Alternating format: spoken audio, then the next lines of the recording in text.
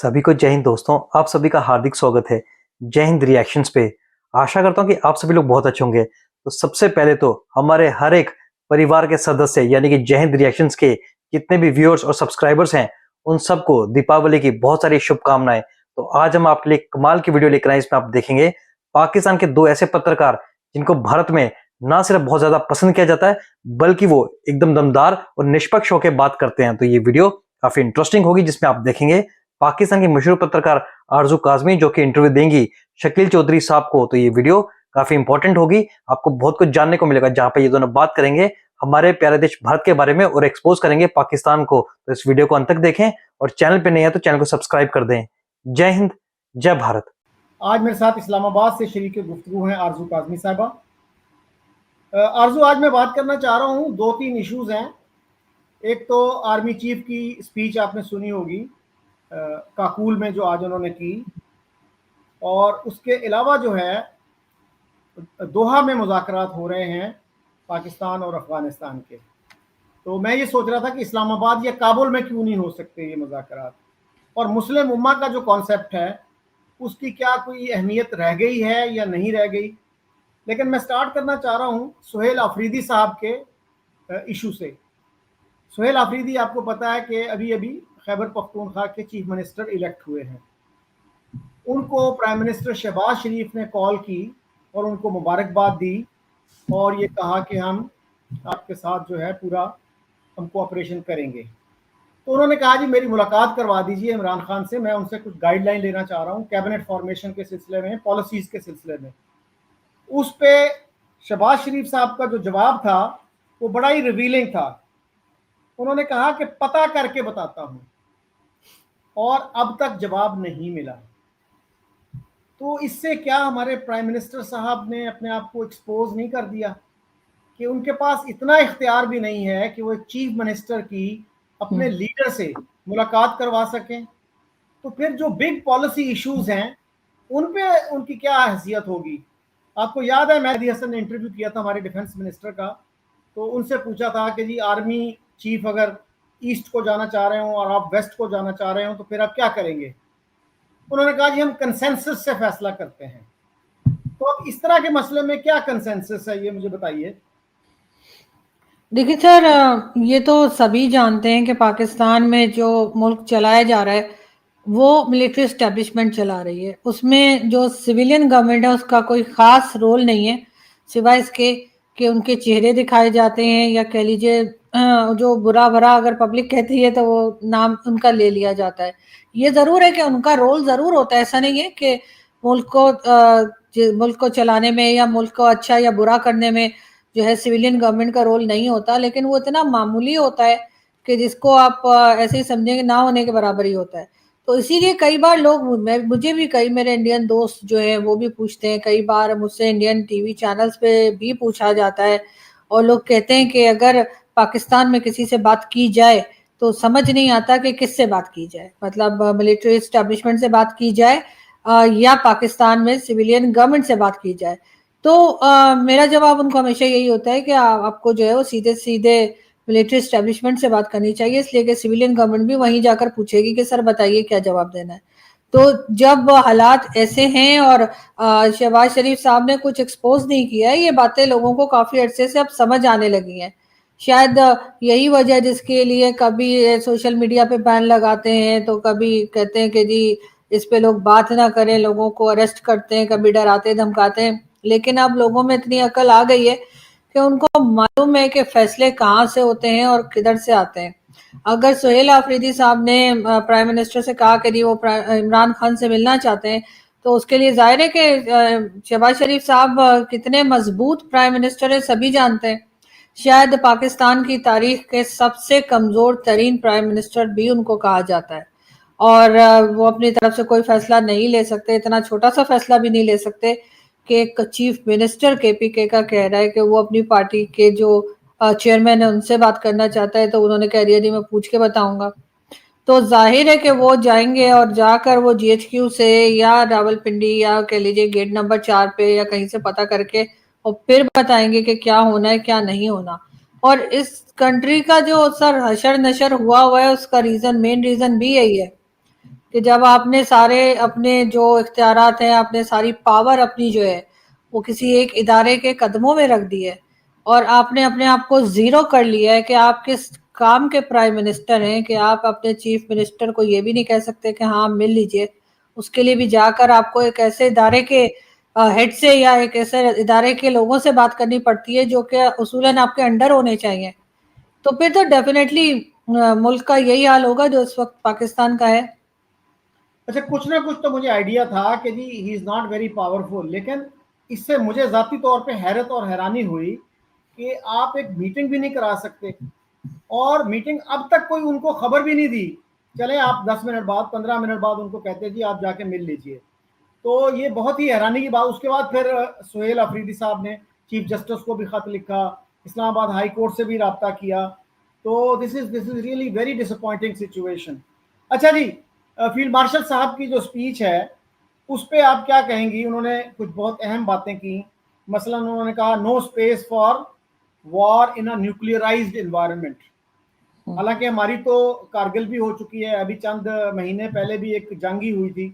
تو ڈیٹیرنس کا جو کانسیپٹ ہے وہ بھی ہمارے ہاں ایک طرح سے ناکام ہو گیا ہے.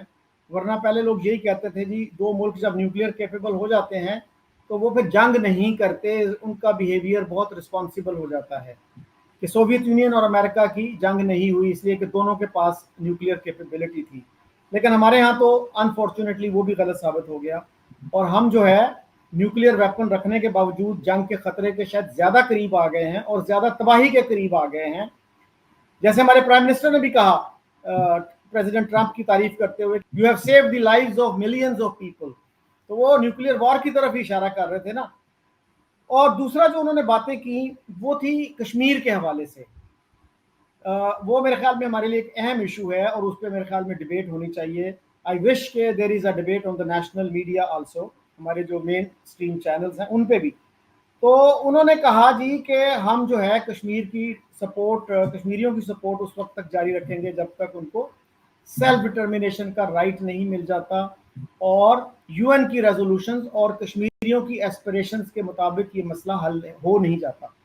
دوستوں، سب سے پہلے میں آرزو کاظمی اور شکیل چودھری صاحب کی یہاں تعریف کرنا چاہوں گا کہ وہ کتنے بے باک ہیں. خود پاکستان میں رہ کے پاکستانی آرمی اور پاکستان کو جس طریقے سے ایکسپوز کرتے ہیں وہ قابل تعریف ہے. اور آپ نے دیکھا ایسا ملک جس کا خود وزیر اعظم یعنی کہ شہباز شریف ایک بہت بڑا پپٹ ہے، جو نہ صرف امریکہ جا کے پریزیڈنٹ ٹرمپ کے جوتے چاٹتا ہے بلکہ پاکستان میں رہ کے خود اپنے فیلڈ مارشل کو بھی سیلیوٹ کرتا ہے. ایسا گھبرایا اور ڈرپوک وزیر اعظم ہے پاکستان کا. اور ہم بخوبی جانتے ہیں کہ کیوں پاکستانی آرمی کشمیر کے مدعے کو زندہ رکھنا چاہتی ہے، کیونکہ وہیں سے پیسہ بنے گا، اپنی جنتا کو چورن بیچا جائے گا اور امریکہ سے لاکھوں اور کروڑوں ڈالرز آئیں گے، کیونکہ امریکہ بھی چاہتا ہے کہ بھارت اور پاکستان کے بیچ میں یہ مدعا ہمیشہ گرمایا رہے. اور کہیں اگر بھارت سے رشتے اچھے ہوئے، اگر یہ معاملہ شانت ہوا تو امریکہ سے جو خیرات آتی ہے وہ پاکستانی آرمی اور جنرلوں کو آنا بند ہو جائے گی. اور جیسے کہ آرزو کاظمی نے کہا، پاکستان خود اپنے دشمن بڑھاتا جا رہا ہے. اب پاکستان کا سینڈوچ بننا طے ہے، یہاں سے بھارت جو ہے وہ مار لگائے گا. اور ہم دیکھ ہی رہے ہیں کیسے افغان طالبان آج کل پاکستان کی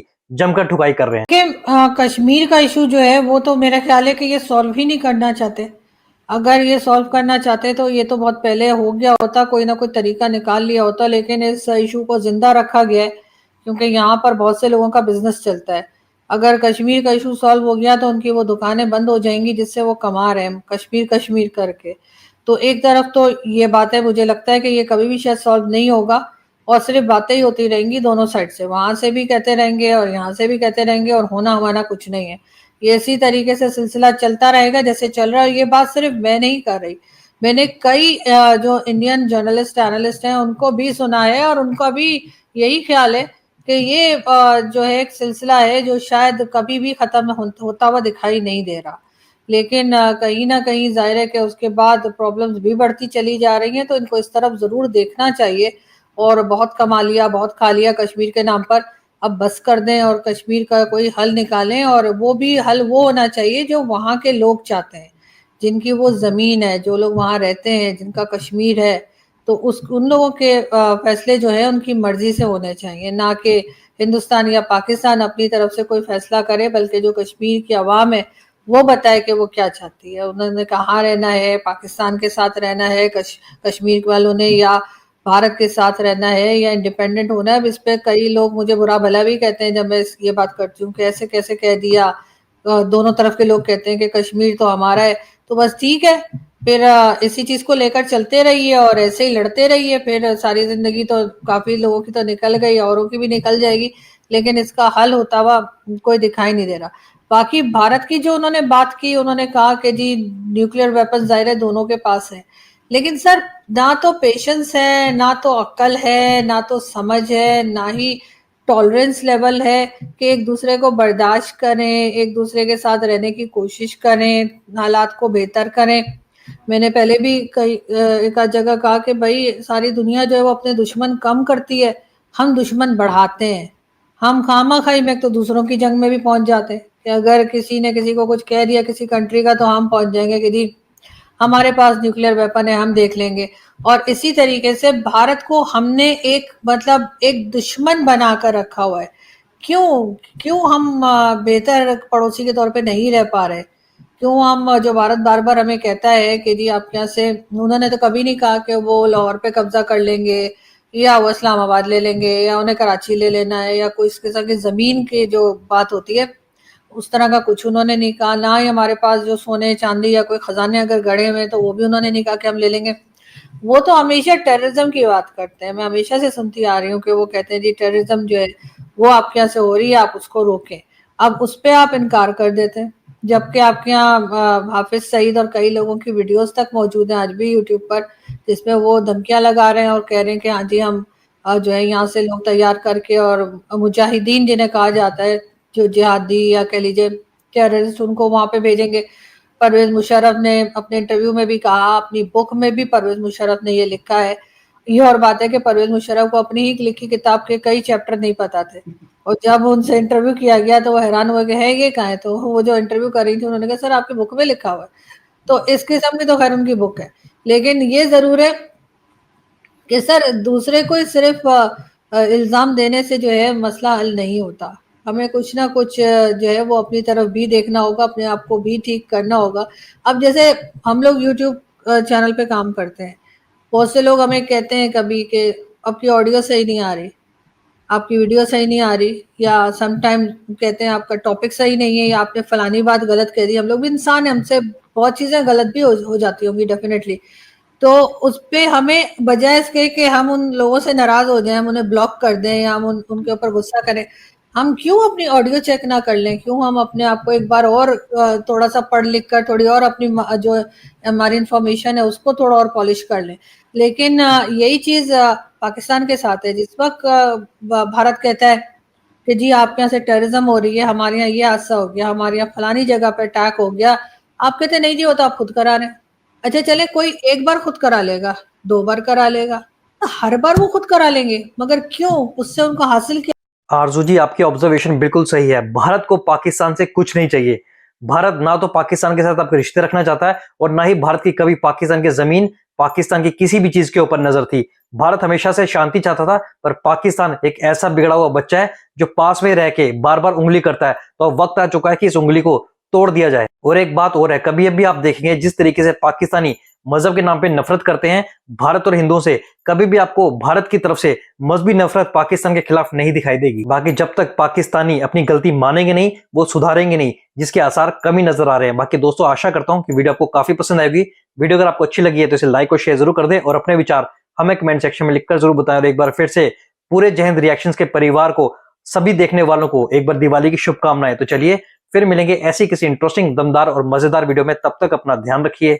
जय हिंद, जय भारत।